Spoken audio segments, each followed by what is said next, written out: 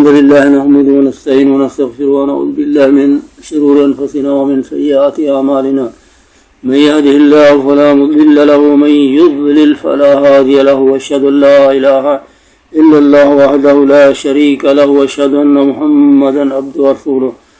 عبادت کے معنی، مفہوم اور حقیقت کے سلسلہ دروس کا یہ تیسرا درس ہے. اس سے پہلے ہم نے عبادت کی پہلی شرط پڑھی تھی کہ انتہائی درجے کی محبت، اور اس کے بعد آج ہم دوسری شرط پڑھتے ہیں مختصراً طور پر، کیونکہ دوسری شرط جو ہے عام طور پہ ہمیں مسلمانوں کو معلوم ہے اور ہر ایک کو فطری طور پر بھی یہ وہ جانتا ہے. تو دوسری شرط انتہائی درجے کی عجز و انکساری، اور یہ شرط جو ہے کہ عبادت کے اندر یہ لغوی طور پہ داخل ہے اور شرعی طور پہ بھی ہے. تو یہ لغوی طور سے ہی اس کے معنی جو سمجھ آ جاتے ہیں، جیسے کہ اردو زبان میں ہم سمجھ جاتے ہیں کہ عجز و انکساری کسے کہتے ہیں. اس طرح جیسے کہ یہ عبد و یعبد تعبیدا، معبد و معبد، یہ جو ہے وہ کسی کو اپنا بندہ بنانا، یا کسی کے لیے جو مفعول آئے گا وہ معبد آئے گا. کہ معبد بولتے ہیں کہ جو طریق پاؤں سے روند کر ہموار کر دی جائے یا ویسے ہموار کر دی جائے اسے معبد بولتے ہیں. تو اس سے یہ پتہ چلا کہ جو ہے خضوع خشوع اور اپنی عجز و انکساری اور اپنی جو ہے نہایت جو ذلت کا اظہار اللہ کے آگے کرنا. اور یہاں پہ ہمیں یہ یاد رکھنا چاہیے کہ اگر کیوں عجز و انکساری کو اکثر ذل بولا جاتا ہے، ذلہ یا ذلو، کہ کسی کے لیے جو ہے اپنے آپ کو کسی کا محتاج، فقیر اور کسی کے اوپر انحصار کرنے والا سمجھنا. تو اسی طرح ذل بدون محبت لیسا عبادت، کہ اگر ذل ہوگی بغیر محبت کے تو عبادت نہیں کہلائی جا سکتی. کیوں کہ ہمیں معلوم ہے کہ جیسے فرعون نے بنی اسرائیل کو زبردستی اپنا غلام بنایا ہوا تھا، ان سے ہر کام کرواتا تھا، لیکن وہ نفرت کرتے تھے. یہ ان کی محبت نہیں ہو سکتی. باوجود اس کے کہ فرعون اور دوسرے لوگ کہتے ہیں کہ وہ ہماری یہ عبادت کرتے ہیں، وہ عبادت نہیں ہو سکتی. بغیر محبت کے عبادت کا تصور نہیں ہوتا. اس طرح کی زبردستی بہت بڑی بڑی دنیا کے لوگوں کو غلام بنایا گیا، ان کے ساتھ ظلم کیے گئے، سب کچھ کیے گئے، تو ان میں محبت کی بجائے نفرت ہوتی تھی. تو اس سے محبت، اس سے جو عبادت کا کنسیپٹ یا عبادت کا نظریہ نہیں آ سکتا، نہ وہ عبادت ہو سکتی، بلکہ وہ ایک مجبوری تھی ان کے لوگوں کی. اسی طرح یہاں پہ ہمیں ایک اور بات جو ہے بہت ضروری وہ جاننی چاہیے کہ جو کام عبادت میں بھی کے لیے بھی استعمال ہوتے ہیں اور غیر عبادت کے لیے، تو یعنی وہ تقسیم شدہ ہوتے ہیں. آپ اسے عبادت بھی کہہ سکتے ہیں اور غیر عبادت بھی کہہ سکتے ہیں. اور جو تقسیم نہیں ہو سکتے، جیسے کہ محبت اللہ کے لیے بھی ہو سکتی ہے، اس کے بعد اللہ کے رسول سے سب سے زیادہ اللہ کے فرمان کے مطابق، اور محبت طبی طور پہ بھی انسانوں میں ہوتی ہے، وطن کی محبت یا کسی اور چیز کی محبت جو انسان کی جبلت میں رکھی گئی ہے، تو وہ دونوں عبادت کے اندر بھی آ سکتی ہیں، اس کے اندر بھی آ سکتی ہے. عبادت کے اندر وہ انتہائی درجے کی ہوگی، اور یہ صرف اللہ کے رسول سے دوسری ساری محبتیں ہوں گی. اگر ڈائریکٹ محبت ذاتی طور پہ کسی سے کرے گا تو وہ صاف ظاہر ہے کہ ذاتی طور پہ تو اللہ نے کسی کو خوبیاں نہیں دی، اللہ کی دی ہوئی ساری، تو وہ ہو ہی نہیں سکتی. تو جو تقسیم نہیں ہوتی اسے ہم دوسروں کے لیے استعمال نہیں کر سکتے، وہ عبادت ہو جائے گی. جیسے کہ حسب کافی ہے، کافی جو ہے وہ اللہ تعالیٰ کی ذات ہی ہے. ہم کسی اور کو نہیں کہہ سکتے کہ وہ ہمارے لیے کافی ہے، ہماری ضروریات کے لیے، ہمیں جنت لینے کے لیے ہم اس کے آگے خضوع کریں گے، یا اس کی قبر پہ جا کے یا مزار پہ، تو وہ ہمیں جنت لے جائے گا. تو وہ لغتاً بھی نہیں ہو سکتی، اور یہ تقسیم بھی نہیں ہو سکتی کہ آپ کہیں گے یہ دوسرے کے لیے ہو سکتی. نہیں، یہ صرف اللہ کے لیے ہوگی. تو کبھی کبھی جو محبت جبلی ہے اس کو استعمال کرنے سے انسان جو ہے وہ یہ نہیں ہوتا کہ وہ اس کی عبادت کر رہا ہوتا. اسی طرح ہمیں ان میں فرق جان لینا چاہیے کہ یہ جو ہے محبت جو ہے وہ منقسم ہو سکتی ہے، اس کی تقسیم ہو سکتی ہے، لیکن بعض اعمال ایسے ہیں جن کی تقسیم نہیں ہو سکتی. تو وہ انشاءاللہ ہم شرک کے موضوع میں تفصیل کے ساتھ اس کو پڑھیں گے. تو آج ہم شروع کرتے ہیں کہ عبادت کے رکن آپ کو پتہ ہے کہ جیسے کہ اسلام کے رکن پلر ہیں، نماز روزہ حج زکوٰۃ، تو اسی طرح ان میں سے ایک بھی کوئی رکن میں سے اگر اسلام کے جو ہے اس کا انکار کر دے، اس کو نہ مانے، تو وہ خالد مخلد نار ہو جائے گا. اگر تساہل اور سستی سے اور کاہلی سے نہیں کرتا تو اسے اللہ سے دعا کرتے رہنا چاہیے کہ اللہ اسے ان امور کو انجام دینے کی کوشش کرے. اللہ ان کو توفیق عطا فرمائے کہ وہ ان امور کو ادا کر سکے، تو وہ انشاءاللہ اللہ کی معیشت میں ہوگا، کیونکہ اس نے انکار نہیں کیا. جس نے انکار کر دیا تو خارج ملہ ہو جائے گا. عبادت کا پہلا رکن جیسے کہ ہمیں معلوم ہے کہ وہ محبت ہے. یہ وہ اصل رکن ہے جس کے بغیر عبادت ہو نہیں سکتی، مردہ بدن ہو جائے گی. تو یہ کیونکہ ہم نے شروع میں بھی پڑھا، تو اب یہاں اس کی ہم اتنی زیادہ ایکسپلینیشن نہیں کریں گے، بلکہ تھوڑے سے چند نقطے بیان کر دیں گے جس سے انشاءاللہ یہ سمجھنا آسان ہو جائے گا. اور دوسرا خوف ہے، اور تیسرا رجا ہے. خوف یعنی کہ اللہ تعالیٰ کا خوف، قبر کے عذاب کا خوف، اور اسی طرح حشر کے میدان کا خوف، جہنم میں جانے کا خوف. رجا یعنی انسان سے گناہ ہوگا. کل بنی آدم خطا خیر الخطا توابون، تو خیر الخطا توابون کو بنی آدم ہر سے گناہ ہوں گے. تو اسی طرح جب گناہ ہوں گے تو صاف ہے کہ انسان مایوس نہ ہو. اللہ تعالیٰ کی رحمت بڑی واسع ہے. تو رحمت کا اور اللہ تعالیٰ کی جو مغفرت کا وہ یقین ہونا، اور اس کے بعد جو ہے وہ کیونکہ انسان سے گناہ ہوں گے، جیسے کہ اللہ کے نبی نے فرمایا کہ کوتب علی بنی آدم حظ من الزنا، زنا سے اس کا حصہ لکھ دیا گیا ہے. تو یہ سارے جو ہے بنی آدم کیونکہ فطری طور پہ ملائکہ نہیں ہے، یہ سارے گناہ زرد سرزد ہو سکتے ہیں، لیکن ان کو اگر سرزد ہونے سے اگر انسان پچھتاوا ہوتا ہے، دکھ ہوتا ہے، تکلیف ہوتی ہے، اس کے بعد مغفرت بھی کرتا ہے، تو یہ انشاءاللہ اس کی نجات کے سبب بن جائیں گے. بلکہ اگر انسان اللہ کی عبادت کرتا ہے اور یہ تصور کرتا ہے کہ اللہ کو عبادت کی ضرورت ہے یا اللہ پہ جو ہے وہ احسان کرنے کی طرح کرتا ہے، تو وہ بہتر ہے تو گناہ کر کے اگر روتا رہے تو اس کی جنت کا راستہ جو ہے نا اس سے زیادہ بہتر ہے، کیونکہ تکبر میں ڈال گیا تو سارے اعمال پھر اس سے زیادہ ہو سکتے ہیں. اسی طرح ہمیں معلوم ہو گیا کہ عبادت کے رکن کی پہلا محبت ہے. ان تینوں ارکانوں کو علماء نے قرآن حدیث سے نچوڑ نکال کر، خاص کر شیخ علیہ السلام ابن تیمیہ اور اس کے شاگرد کہتے ہیں کہ ان کو پرندے سے تشبیہ دی ہے. سر کو محبت کہا گیا ہے کہ پرندے کا جو سر ہے وہ کیا ہے؟ محبت ہے. سر نہیں تو کچھ بھی نہیں، مردہ ڈیڈ، کہ نہ وہ کوئی حرکت کرے گا، نہ کوئی چیز اسے موو کر سکے گی اللہ تعالیٰ کی طرف راغب کرنے پہ. خوف اور رجا اللہ تبارک تعالیٰ کی یعنی مغفرت اور رحمت، تو ان دونوں کو پروں سے تشبیہ دی ہے. ایک پر جو ہے خوف اور دوسرا پر جو ہے وہ رجا، یعنی خوف بھی اللہ تعالیٰ کے، اللہ کی رحمت کی امید بھی.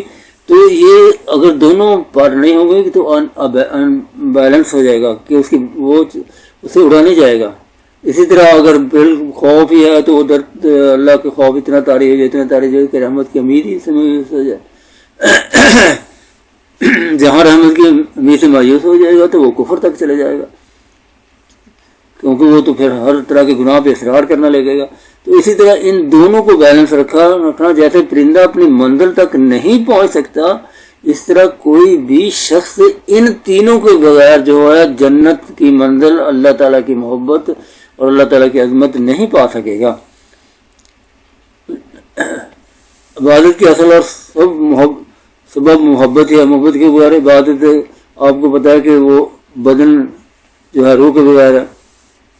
انتہائی درجے کی محبت جو ہے، جیسے کہ ہم نے حدیث کی پڑھی تھی بخاری میں، کہ انتہائی درجے کی محبت صرف اللہ تبارک و تعالیٰ کے لیے ہو سکتی ہے، اور باقی جتنی بھی محبتیں ہیں چاہے والدین کی، چاہے اولاد کی، چاہے مال و دولت کی، چاہے منصب اور رتبے کی، تو وہ کس کے لیے ہوں گی؟ وہ صرف اللہ کے لیے ہوں گی، وہ عبادت بن جائیں گی کہ جو مال دولت وہ جمع کرتا ہے اس سے جو صدقہ خیرات دے کے جنت میں جا سکے. تو اسی طرح جو باقی محبتیں ہیں وہ ساری اللہ کے لیے ہوں گے. اگر انتہائی درجے کی محبت غیر اللہ سے ہو جائے تو بہت بڑا خطرہ ہوتا ہے کہ وہ ند اور نظیر اور شرک بن کے انسان کے ساتھ اس قدر اس کے ساتھ مقابلہ کریں، اس کے ساتھ کنٹراڈکشن کریں، مطلب کہ اسے جو ہے اس کے دل سے اللہ کی محبت نکال دیں گے. جس طرح کہ ہم نے سورۃ البقرہ آیت نمبر 165 میں پڑھا کہ وَمِنَ النَّاسِ مَن يَتَّخِذُونَ مِن دُونِ اللَّهِ أَندَادًا، لوگوں میں ایسے بھی ہیں جو انداد بناتے ہیں، یحبونہم کحب اللہ، ان سے ایسے محبت کرتے ہیں جیسے اللہ سے کرنی چاہیے. اللہ کی محبت کس لیے کرتے ہیں؟ وہ اللہ کی محبت اس لیے کرتے ہیں کہ ہمیں ساری دنیا میں ہمارا جو ہے دکھ درد کا مداوع کرنے والا، ہمارے سارے امور صحیح کرنے والا، جنت دینے والا، جو اس زمین سے مطلب کہ لاکھوں گنا بڑی ہو سکتی ہے، کروڑوں گنا بڑی ہو سکتی ہے، اور ایک کوڑے رکھنے کی جگہ جو ہے جنت میں وہ ساری زمین سے بہتر ہے. تو انسان سارے ڈاکٹر دنیا کے مل کے اگر اکٹھے ہو جائیں تو 1 گھنٹے کی جو ہے وہ کسی کو کوئی زندگی نہیں دے سکتے. لیکن اللہ کیا کہہ رہا ہے؟ اللہ کہتا ہے کہ تم متقین اور صالح بن کے اور اپنے آپ کو امتحان میں پاس کر کے آ جاؤ تو اللہ تعالیٰ اپنے نزدیک جو اللہ تعالیٰ نے اپنے ہاتھ سے جنت بنائی ہے اللہ تعالیٰ وہ دے دیں گے. تو کس طرح اس کے برابر محبت ہو سکتی کہ آپ دیکھیں کہ اس کی مثال ایسے ہے کہ اگر کوئی آپ کو کہے کہ میں آپ کو جو ہے نا 2 میل میں 3 میل میں جو ہے نا جنت دوں گا، سونے چاندی کے باغات ہوں گے، اس میں ہر چیز ہوگی، اس میں خوبصورت بیویاں بھی دوں گا، تو ہم سوچ سکتے ہیں کہ اگر ہمیں یقین ہو کہ وہ بندہ سچ کہتا ہے اور بندے نے کبھی جھوٹ بھی نہیں بولا تو اس کے ساتھ کس قدر ہماری محبت ہو جائے گی، کس قدر اس کے ساتھ ہمارا ان سے تعلق ہو جائے گا، کس قدر اس کے لیے خود و خشوع کریں گے. تو یہ ہر بندہ جانتا ہے، فطری طور پہ اس کے دل کے اندر ہے، وہ جانتا ہے. اگر وہ آدمی کہہ دے کہ یہ چند دنوں کے لیے تم نے یہ میرے تھوڑے سے کام کرنے ہیں، کہ وہ کتنی لذت اور خوشی ہوگی اس کے کام کرنے میں. ہم سب کو پتہ ہے، بشر ہونے کی حیثیت سے اللہ نے دماغ دیا ہے تو سب کو پتہ ہے کہ کتنی خوشی، کتنی لذت اور کتنا سکون ملے گا. تو جو ہمیں اللہ کی عبادت میں کیوں نہیں ملتا، اللہ تعالیٰ کے قرآن پڑھنے میں کیوں نہیں ملتا، اللہ تعالیٰ کے راستے میں نفس کے لیے جہاد کرنے میں کیوں نہیں ملتا؟ یا تو یقین نہیں ہے، یقین کامل نہیں ہے، یا یقین اتنا نہیں ہے کہ جو موو کر سکے، جو حرکت دے سکے اللہ تعالیٰ کی طرف. تو اس مثال کو سامنے رکھتے ہیں، وہ اللہ تعالیٰ کے لیے مثال تو نہیں دے سکتے، لیکن وہ 2 کلومیٹر میں یا 4 کلومیٹر میں یا 100 کلومیٹر میں ہوگا، کیا کریں گے ہم لوگ؟ اگر زندگی نہیں ہے تو وہ تکلیف دکھ اور بڑھتے جائے گا، غم اور پریشانی ہوتے جائے گی کہ یہ تو ختم ہونے والا ہے، یہ ختم ہونا ہے. اللہ کہتا ہے کہ تم جو ہے وہ میری عبادت کرو، میری پرستش کرو، میری محبت، میری عظمت جلال بیان کرو لوگوں سے، اور خود بھی ساری کائنات بیان کر رہی، تم بھی کرو. تمہیں جو ہے اختیاری طور پر کہا گیا، ساری کائنات جو ہے اضطرابی طور پہ کہ وہ خود مجبور ہے اس پہ کرنے پہ. تو کہنے کا مقصد ہے کہ اسی چیز کو ہم مد رکھ کے اگر محبت کے بارے میں سوچیں تو اللہ تعالیٰ تو کہتا ہے کہ میں تمہیں ہمیشہ کے لیے کروڑوں سالوں نہیں، اربوں سالوں نہیں، ہمیشہ کی زندگی دے رہا ہوں. ڈاکٹر سارے مل کے 1 گھنٹے کے نہیں دے سکتے. تو اللہ کی محبت، اللہ سے ان سے اللہ کے تعلق جو ہے وہ کتنا ہمارا زیادہ ہوا. ہم ہر چیز قربان کرنے کے لیے تیار ہو جائیں گے. ہم اپنے نفس کی قربانی، اپنے جان و مال کی قربانی دینے کے لیے اتنی خوشی، لذت اور راحت محسوس کریں گے کہ دنیا میں ہماری جنت بن جائے گی. تو اگر ند و انداز بن گئے تو کچھ بھی نہیں، ہم اللہ کے لیے کچھ بھی نہیں کر سکتے. تو ہر بندے کو اپنا محاسبہ کرنا ہے، اس کے دل میں اللہ کی محبت کتنی ہے اور محبت کتنی. مثال آپ کو دی ہے، ایک ادنا سی مثال دی ہے کہ کس طرح وہ اس کے لیے کرے گا. تو اللہ کے لیے کیوں نہیں کرتا؟ اس سوچے بھی کیا وجہ ہے، میرے اندر کیا چیز ہے کہ میں کچھ بھی نہیں کر سکتا، میں کوئی موومنٹ نہیں کر سکتا، مجھے کوئی، یا تو بالکل ہی اللہ اور اللہ کے نبی کو نعوذ باللہ جھوٹا سمجھتا ہے.